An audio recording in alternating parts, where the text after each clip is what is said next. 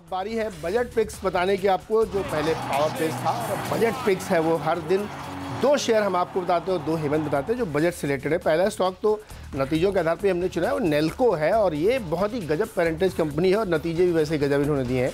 33% का उछाल मुनाफे में आया है और 21% से ज़्यादा का उछाल रेवेन्यू में आया है। देखिए, जो इनका बिजनेस मॉडल है, जिस पे ये काम कर रहे हैं, वो बहुत ज़बरदस्त ग्रोथ दिखा रहा है और ये स्टॉक दर्जनों बार हम लोगों ने पहले भी आपको रेकमेंड किया कि आप खरीदारी करिए। और अब जिस तरह के नतीजे आए और ये उम्मीद की जा रही है कि शायद बजट में इससे रिलेटेड कई अनाउंसमेंट भी आएंगे, तो यहाँ पर खरीदारी करिए। और अगला स्टॉक है ITI। ये हमने कई बार लिया, ये डिफेंस से भी जुड़ा है, टेलीकॉम से भी जुड़ा है, भारत नेट से भी जुड़ा है।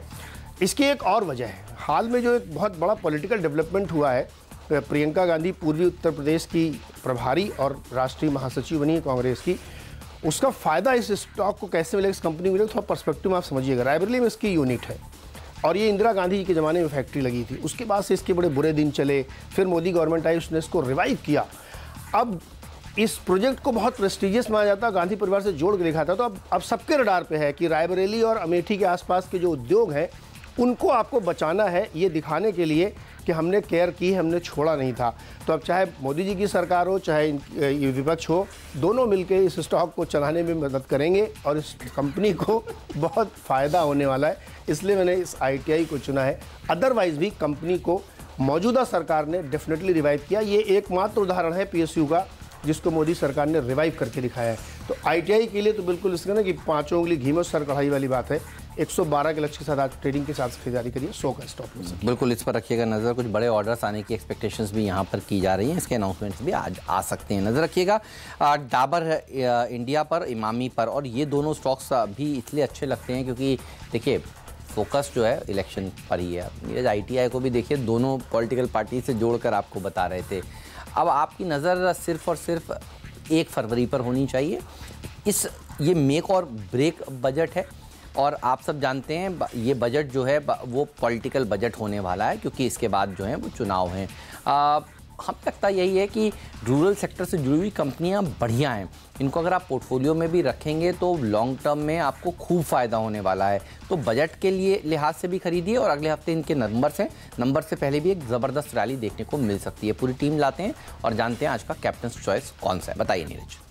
देखिए, कैप्टन चॉइस तो वही है जो हमने कल लिया था, येस बैंक, और इसमें बढ़िया पैसा आपने बनाया कल।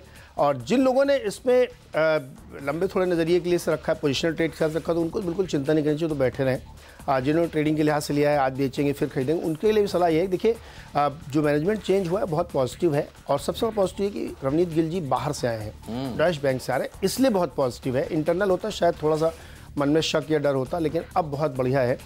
तो इस स्टॉक को डेफिनेटली खरीदना चाहिए, ट्रेडिंग के लिहाज से भी, पोजिशनल के लिहाज से भी, और जो लोग होल्ड करना चाहते हैं उनके लिए भी है। ऊपर नीचे की चिंता बहुत मत करिएगा, 225 का लक्ष्य मुझे लगता है क्वाइट अचीवेबल है। ये मेरी कैप्टन चॉइस होगा। मेरी टीम में बताइए क्या पसंद है। बहुत सारे शेयर अच्छे लगते हैं। आजकल हमने जो कैप्टन चॉइस है वो प्रोड्यूसर साहब से क्यूज़ लेना शुरू किया, सौरभ से। सौरभ, अच्छा, सौरभ की पसंद क्या है? हाँ, तो सौरभ की पसंद और मेरी पसंद जो है वो दरअसल जिंदल सौरभ बढ़िया प्रदर्शन दिखा सकता है, नतीजे तो अच्छे हैं ही हैं, फिर यहाँ पर तेज़ी देखने को मिलने ही वाली है। तो देखिए हमारी डेस्क का भरोसा भी इस स्टॉक पर है जो आपकी टीम में है, तो इस पर रखिएगा आज साफ तौर पर नज़र। मेरी पूरी टीम पर नज़र डालिए, बल्लेबाजों से भरी हुई है। हमें लगता है कि अच्छी तेज़ी देखने को मिल सकती है इंटरग्लोब एविएशन में, येस बैंक में, जुबलेंट फूड वर्क्स में, एक्सिस बैंक भी भाग सकता है।